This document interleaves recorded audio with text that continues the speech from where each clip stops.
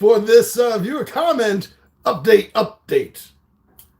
Yeah, there was just so many comments. I mean, the first one I did was what, 30 minutes, and the next one after that was like 20 minutes. And I still had this one here that I wanted to get to, and this was like the longest comment and therefore response that I'm going to have to give. So I just really thought, let me just go and do this live because I got so many other things that I'm filming and editing. And plus, on top of that, if you notice, the shelves are a little bit different back here. And this is just temporary because I'm in the process of redoing the Nerd Wasteland here, redoing my game room. And there's been a lot of stuff, especially on that side of the camera, that you don't get to see very often, or like never, which needs to be done before I can do any work on this side. So, time is, I feel like Burgess Meredith. Some of you will get that reference. But there was, I did a video talking about the comparison between the new 2021 Hero Quest, 22 Hero Quest, and the original 1989 Hero Quest. And one of the viewers, he's left a few comments. This isn't the first time I've had a comment from Shadzar. Shadzar, thank you very much. Shadzar. Unless these old eyes are fooling me. No, that's it. And at this point, it's already been almost 2 weeks. So it's been like 10 days or so since the comment was left. Now, sometimes, some of you may have come across this from time to time, and that's occasionally the written word, like a text, comment, that kind of thing, can easily be misinterpreted sometimes. And that's partly the case here, is that the way this started off, I immediately thought I was being attacked. And I'm the kind of person, if I feel like I'm getting attacked, my best defense is an offense. It's just who I am. But I like to think that I've lived long enough to know the difference between the fact that something is lost in the written word. If there's no description of inflection or tone, it can be lost in translation. And I'm glad that I waited a moment, because as I read more of this, I realized that it wasn't an attack. It was strong, but no, I don't think it was an attack at all, especially the way it ends off, actually, is 100% turnaround, I feel, from the energy at the start of this comment. So I grew up with the original Hero Quest. Look, it probably doesn't surprise you. I'm 52 years old. Yes, I remember it. I played a lot of it, not a ton of it, though, because there was still D&D. And I had a lot of ongoing campaigns. that was the plates that I was spinning on these sticks. So there wasn't always as much time for Hero Quest, the original one, as I had wanted it to be. But me and my friends, we did enjoy it. It was a great game. I had it forever until an apartment fire about 11 years ago. And now there's only bits and pieces of it that have survived. And that's the main reason why I backed this. Instead of trying to get an old used copy, I saw that this was coming out. Now, the only drawback for me personally on this was all the dungeon trappings, the dressings, the items, the terrain pieces were all plastic. The original ones really weren't. There were plastic components, usually to the base, or if it was the table, like the side legs, to keep the cardboard, the painted, illustrated cardboard parts of these items, just to keep them upright, And I miss that. I miss the full color of it because I'm not a painter. I say this all the time, and it's true. I've never spent the time to garner the skills as a painter. There's always something else on my timetable to do. I just never had time. So that was the one drawback to this. Now, not having the game, a buddy of mine, one of the 20-sided warriors, Christopher, was kind enough to drop off his copy of the original game. Although he didn't have the box, it had long been overused and worn away. He had it in a nice wooden box, like a wine box or something. And but all the components in it, the pieces, the instructions, the game board, everything was there that was supposed to be there. So it gave me an opportunity to do a side by side comparison between what I remembered and what I was reading and seeing now of the new, between what was of the old that I have now in my hands and can see and can compare to the new. So I did this video and I was really happy about it, and I still am. It's a great video, comparing the two Hero Quests together. And ultimately I came up to the decision that if you have the original still, you don't need this. Unless you really want the upgraded plastic pieces, you're not going to want it. You might want the Kickstarter bonus stuff if you can get your hands on it. The two expansions, Keller's Keep and Return of the Witch Lord, are just like the core, practically identical. There's a few tweaks in some of the adventures I've noticed since I've done the video on that comparison. There are a few tweaked differences in the adventure, maybe where some of the monsters are placed, maybe what monsters are actually used. But the stories themselves aren't, and the maps are pretty much identical, other than a few monster changes that I've noticed so far. So that was my conclusion to this. So Shadzar, oh, that was. You must know I'm talking about him. All right, so Shadzar made a few points, including the times at which he's referencing. So at 10:12, he said, and the first word is capitalized and bolded. So it's a very grab you by the throat opening to his statement. Shadzar wrote, "We demanded there be no change. What is the point of calling it Hero Quest if they're going to try to make Gloomhaven? Did you not watch any other videos on YouTube about this? Did you not pay attention to the news that got eventually released in videos? Or the facts on the Pulse campaign?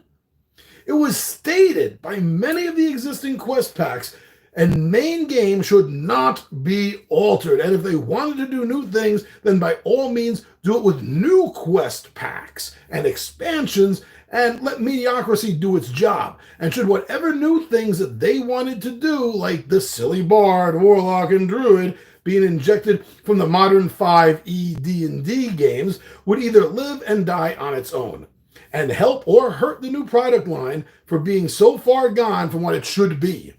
Hero Quest. There's a lot more. Let me take this apart, and I'm going to start with this part of the thread. So, did I not watch other people's videos on YouTube? No, I don't. To be quite honest, and I'm sorry if I come off a bit snobby about this, but over the last 5 years, I've really grown sick and tired of most other gamers' YouTube pages. Most of them are just they come off as, I'm not saying they are, I'm not accusing them of anything, but I'm saying that they come off to me as being nothing more than corporate shills, talking about the cult of the new. That's all they ever talk about.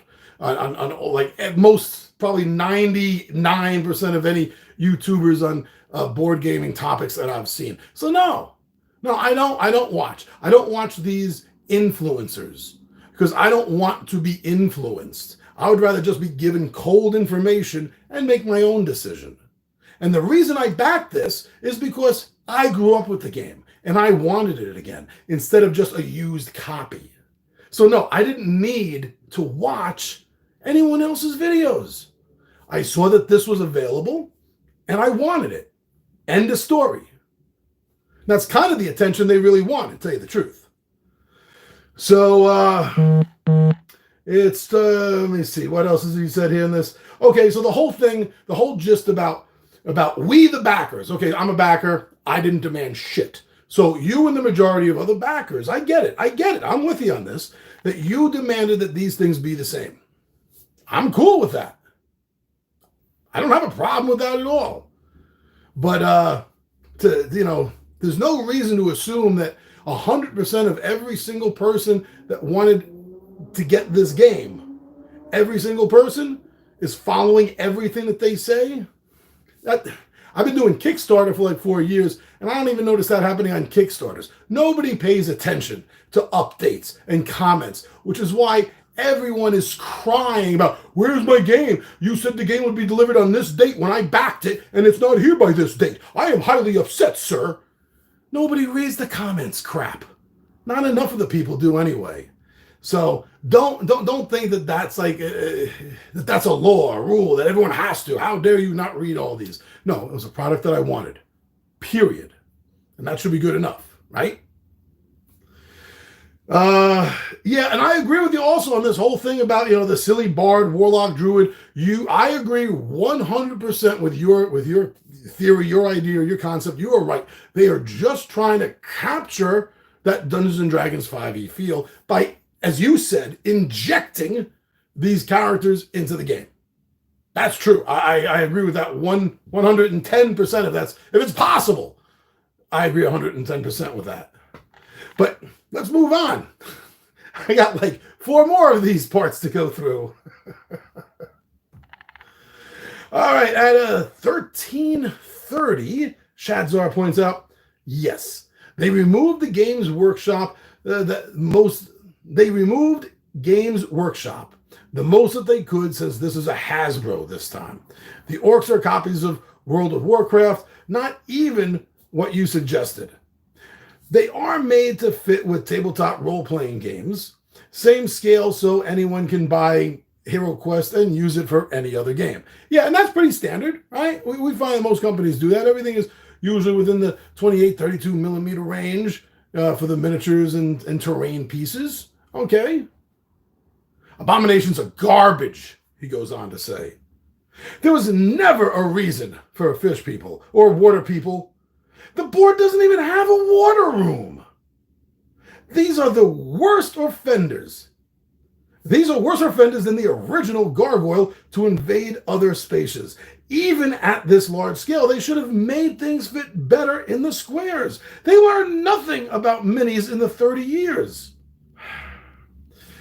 For gridded play, your playing pieces needed to not intrude onto other spaces.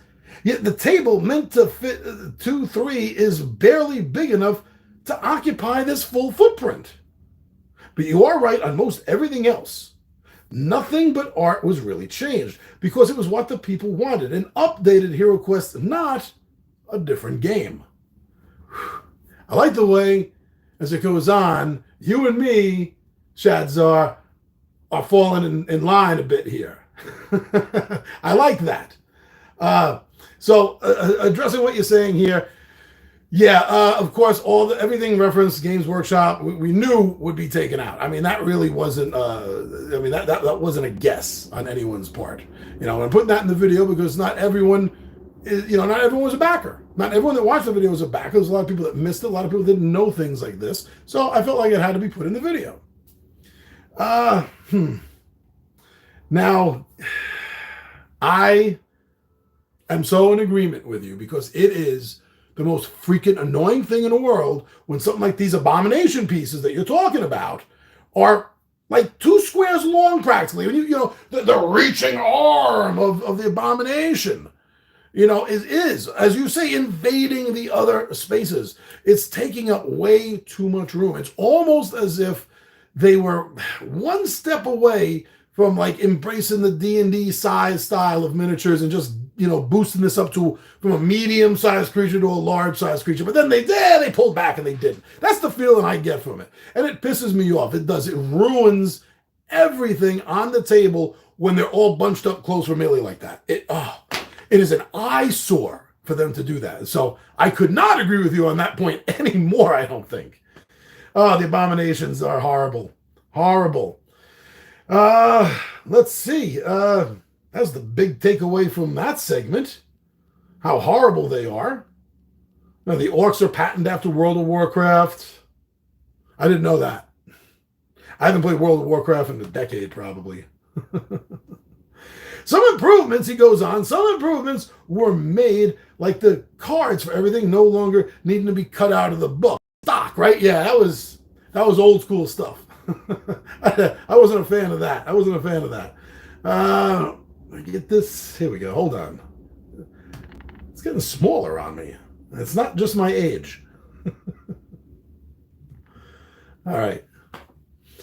Where was I? Oh, yeah. Poorly assembled miniatures that people were not allowed to model themselves, shipped in bad tray someone thought would be good for storage and barely sufficient for shipping.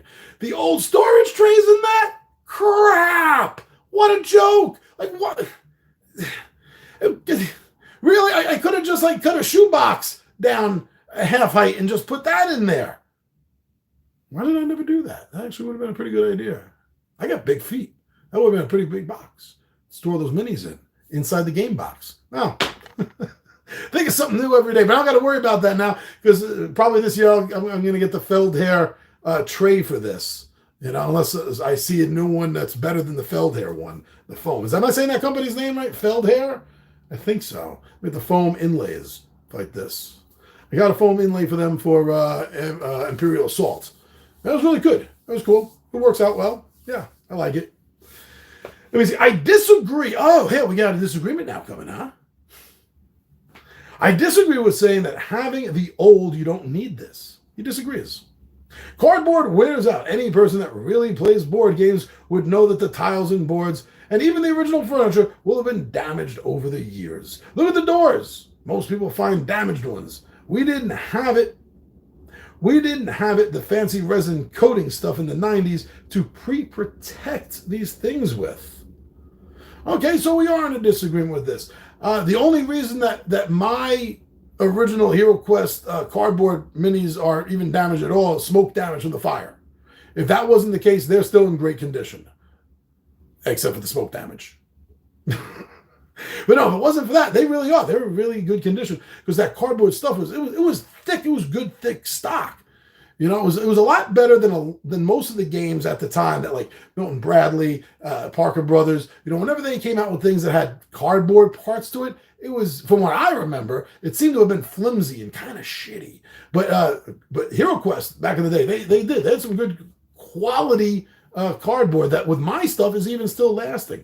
And another thing I noticed is that if you have the old game, then it might just be cheaper to go on Etsy and find someone that prints up plastic resin HeroQuest terrain pieces. There are individuals that do that. And getting those may be cheaper than, I don't know, I didn't look at the price. Go take a look yourself. Maybe cheaper than buying the whole brand new game. They also print up the board. So, by piecemealing this together, it could be cheaper and save you a few bucks. So again, I don't see the need. If you have the original and just need a few pieces replaced, you can do that. If you have the old and you want plastic pieces, you can do that too. So you don't necessarily have to spend money for the brand new whole box. But that's a personal decision. That's up to each individual. That's the way I would handle it, but maybe not you. That's fine. Now, also, because I was doing the review with a wine box holding the original HeroQuest, I didn't have the dimensions to compare the two. But I did remember, and I found some pictures I threw up on the video to show. But yeah, I did remember that it wasn't as, the dimensions were a little flatter and a little longer from what I remember, right? But thank you, Shadzar, for filling us in on that. And anyone that's reading the comment after watching the video, you'll be giving them the information on that. And you did say that the original box dimensions are 20 by 13 by 3, rounded up to the nearest inch because my yardstick doesn't have smaller increments. So he literally broke it out for us. What a guy. Literally broke out the copy and measured it just to tell us. I wonder if you tried looking it up online too, because I did. I tried looking up online and I could not find the original dimensions anywhere. So that thanks a lot. That was awesome that you did that. That was really cool. And let's see, I got one more, very short. You also said, a few rule changes were made because the armory is gone and replaced with cards now, like the European version had. New tiles exist in the new game that are not even defined what they're for. I've highlighted them before. Not a bad speed through comparison review, just missing some of the info and noted it in the video. And he gives me a thumbs up for that. So this is a great example of, like I said, something that starts off, it sounded adversarial almost. But it ends off on the opposite foot. And the middle ground there, I really like where me and Shads are really, our points are really beginning to mesh and we're seeing and agreeing with each other. So it's a great comment, the way it flows, the way it goes and middles and ends out. I really like this. One of the best comments I think I've gotten in a while because of the way it's all put together here. But so a few differences and a lot of agreements. Overall, I would say that, as you said, not a bad speed through comparison review, and I would say not a bad speed through comment review. So unless there's something else pops up right now, see, now this was already another 20 minutes. I would never have been able to comfortably fit this on either of the other two videos. This would have made them like 40 and 50 minutes long. I'm not doing that to you guys. No way. I wouldn't sit through a video that long. But so there we are, and so we got a double unboxing on Wednesday coming up. Besides the double drop video today, the second video is not going to be live like this one. That's also pre-recorded, and then we got our live games this weekend. So have a great week, everyone. Happy Valentine's Day to anyone that celebrates it. Take care and keep kicking ass out there in the world. Take names if you have to. I'm your buddy Big John at G for Two Gun Pixel presents Legendary Gaming, and I am out of here. Oops.